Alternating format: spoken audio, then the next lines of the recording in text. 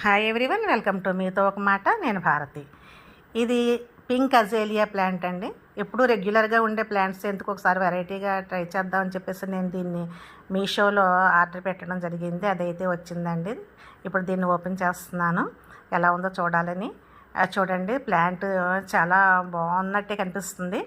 ఒకసారి బయటికి తెద్దాం దీన్ని.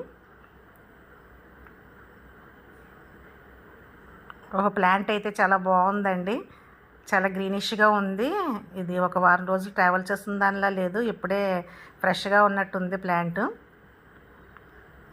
చక్కటి చిగుర్లతోటి చాలా అందంగా ఉందండి. ఇది త్వరలోనే ఫ్లవరింగ్ వస్తుందేమో అనిపిస్తుంది. ఇది నేను పింక్ అజేలియా ఈ ప్లాంట్ కనుక నాకు ఇక్కడ ఈ వాతావరణం తట్టుకుని నిలబడితే నేను రెడ్ అజేలియా కూడా పెట్టాలనుకుంటున్నాను.